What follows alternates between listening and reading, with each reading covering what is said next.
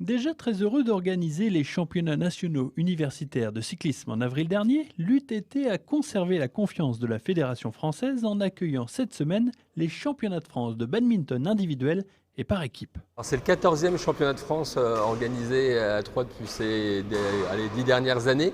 On a la chance d'avoir un soutien important des collectivités, notamment de la ville de Troyes, qui soutient vraiment le sport universitaire. L'Université de technologie de Troyes, au travers le service des sports et puis tous les cours qui sont mis en place avec les étudiants, ça nous permet d'avoir à la fois des ressources pour l'organisation des projets et puis un soutien des collectivités qui nous permettent de recevoir les compétiteurs dans les meilleures conditions. Le badminton est venu enrichir une palette déjà bien large en matière d'organisation. Au niveau du calendrier universitaire, il y a une quarantaine de championnats de France dans tous les sports. Et c'est vrai que sur les 14 championnats de France que je vous ai annoncés, c'était des sports différents à chaque fois. Donc les sports traditionnels, les sports collectifs, basket, football, futsal. Et là, cette année, c'est vrai qu'on avait deux originalités avec les championnats de France de cyclisme, qui avaient lieu pour la première fois à Troyes.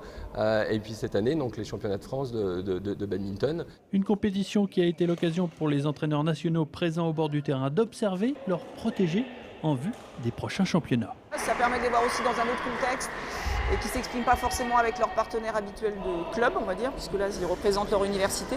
Donc oui, ça permet de voir des choses un petit peu différentes et ça exprime des choses différentes aussi. Même réflexion pour l'entraîneur de l'équipe de France, dont les joueurs sont tous plus ou moins universitaires. Il y en a 2-3 qui sont déjà dans le monde du travail. Mais là, celui qui gagne en simple homme et en double homme, il va intégrer l'INSEP. Donc c'est tous des universitaires. Strasbourg et Bordeaux sont les grands gagnants de ces championnats de France universitaires de badminton. Avec 9 podiums sur 24 possibles, les deux universités ont fait carton plein, notamment Julien Maillot, 10e joueur français de la discipline, titré en simple et double homme.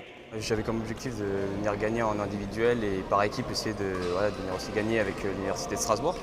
Et voilà, c'est le contrat qui est rempli, on va dire.